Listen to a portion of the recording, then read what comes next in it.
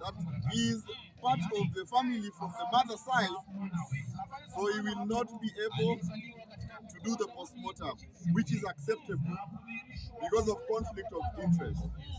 Because this matter will culminate to a criminal proceeding. And we don't want anything to be done out of books. Everything should be done to the latter without any complaint, so that we get justice that is unfiltered, so that everyone who is involved should be held accountable individually, not as a group, not as a unit, not as a force, but individually. From the police station in where Albert was picked from, the person who authorized, the station officer who authorized the young man to be transported from Homa Bay to Nairobi. There's no law that allows you to release a prisoner in your cell to be taken to another place. From that officer there up to the highest office, where we hear some other officer made a complaint. So yesterday, while we were at City Mortuary, we adjourned at 10, then we agreed that we would do the autopsy at 2. And once you are there at 2, we waited for another 2 hours, and no doctor showed up. And we were briefed again by Dr. Njeru, who was supposed to do the postmortem. She came late and she said she was fatigued, so she could not do the autopsy. Na hapo tukasema hapana. There were a lot of Gen Zs outside there, wakaamua kama si leo saa hii, then hakuna mtu natoka hapa. It took a lot of persuasion to postpone the autopsy to today, which I won't give much details about that. So when we got there today in the morning,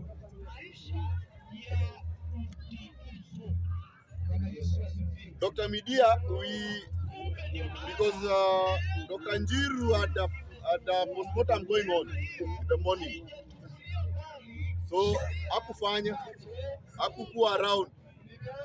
Then Dr. Johansen called Dr. Media and Dr. Njoroge. But Njoroge was not available. So Media showed up. Dr. Media, Bernard Media showed up. Dr. Bernard Media is the one who did the autopsy today. So when he showed up, he wanted to do something called virtuopsy. So virtuopsy is whereby you use a CT scan to get the finer details of each and every part of the body that was afflicted. But he said, for us to do a virtuopsy, we will need to have darkness. So they wanted the autopsy to be done leo sangapi? Siku. So the family pathologist, Dr. Mutuma, said, if this thing has to be postponed again to Jioni, we are not going to accept. We have to just go traditional and do it the traditional way. So he said, Nia was just advising, but if you choose that we go the traditional way, that is fine by me. So we agreed, and kaingizwa kwa the morgue. We had representatives from IMLU, International Medical Legal Unit. Then we had AMREF. Then we had IPOA. Then we had the DCIO. Then we had the lawyers from the family. And then we have 5 pathologists. We had 5 pathologists. And I think we were around 12. I think we were around 12 inside there. And a member from the public. So when we were inside there, That is where all the information was. And talking now from a perspective of just me, I think if you see some of those media interviews that were being done, one of them you will see me cry because I was not ready for that. It was my first time to be inside a mob. It was my first time to watch an autopsy done. That was the most painful procedure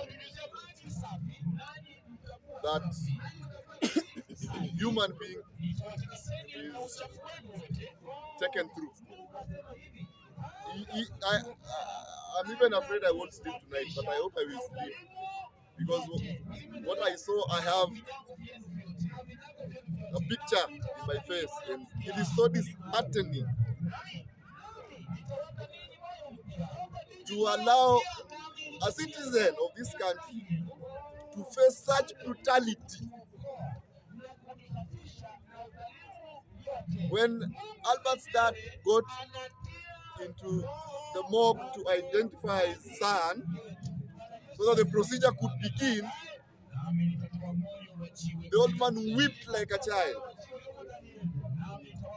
We saw the pain and the hopelessness in his eyes.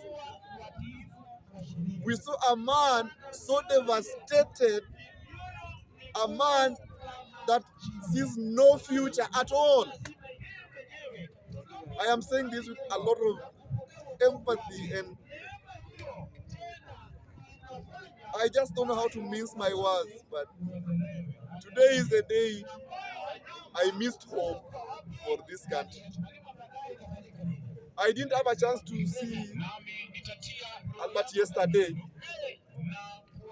because I was still gathering courage so that I could see him today, because I knew I was going to be part of the team that was going to be in the post-mortem.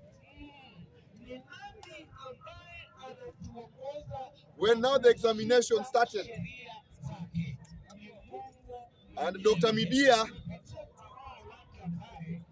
had to order the junior doctors to flip the body on one side so that we can see what happened on the head area, the back area, and the hands. The first question I asked myself when I saw that is, how is even this suicide? That was the first question. Because his left side, his right side was beaten, and there was a crack on the skin of his head. When the back was opened, there was blood.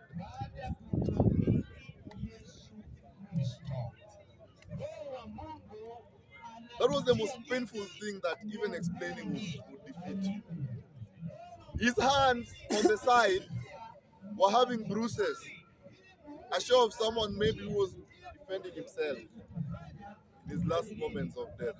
I know it has been determined that the cause of death was strangulation, because there was also swelling on his neck. His face, that picture you are seeing online, is the exact description of what is there. His face was swollen, his eye areas were beaten, there was blood on both sides. There was blood in his nose and in his ears as well.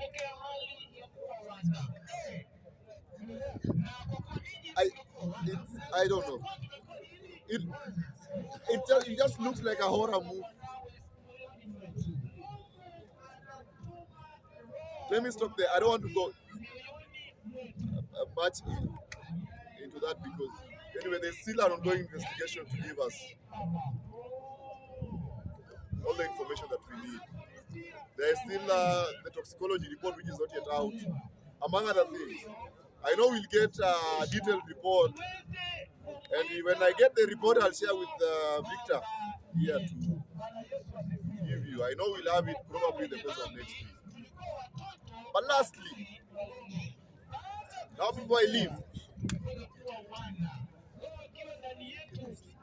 for far too long, as a country, we have faced a lot of brutality. For far too long as a country, we have suffered from the hands of the police. I am not saying this so that they can come and abduct me tomorrow. No, I'm not. Yeah, I just want to leave this place happily. But I'm just saying this out of sheer pain. Because again, also, if I don't say it, yesterday they went for Albert. The other day they went for Mosh. You don't know whether they'll come for you or me or who next. But we should not live in a country with fear that tomorrow they will come for me, or tomorrow they will abduct me, or tomorrow they'll kill me. We don't have any lesser citizen in this country, and we are not also not serving any lesser God than anyone. We are all citizens of the Republic of Kenya. We are all accorded equal human rights. And that is something the police needs to understand. Serious crimes in police custody. Please allow me to finish, then you ask a question. Serious crimes in police custody. If a convict escapes, and if someone is killed in a prison cell, I know most of that they are told. If someone would have escaped from Central Police Station today, there would be police officers hovering everywhere right now. Helicopters kila mahali. Na hata hapa kumekuwa na polisi wamevaa in normal civilian. Lakini mbona kama ni civilian amekufa, ameuliwa, mbona wasifanye due diligence?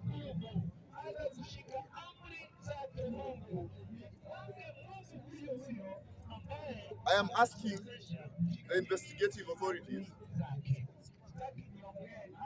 follow due process and give us a report as fast as they can.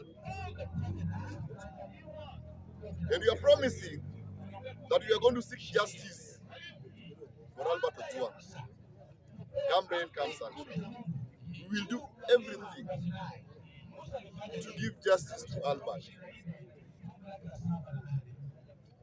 Even a dog should not be beaten that way. Even a dog should not be killed that way. So as I am going to conclude, I am asking all the officers involved. And another thing, I'm also the IG said yesterday that the DIG made a complaint. We want to know that the DIG made a complaint to who, and what were the exact wordings of that particular complaint. We are not going to leave any stone unturned. We don't want to weep anymore. We want to live. These policemen are our brothers and sisters. What changes when they go to the force? To protect us or to kill us? Are we going to live in fear every day that if I say this, I will be arrested? No! It shouldn't be that way. So this is going to mark as a litmus to give justice to Albert. And we'll do everything to give justice to that young man. He had a very bright future ahead of him. Same as to us and everyone here. No one had any right of cutting his life short. No one at all. I don't want to say much past that, but justice for Albert Ojwang. Thank you so much, and may God bless you.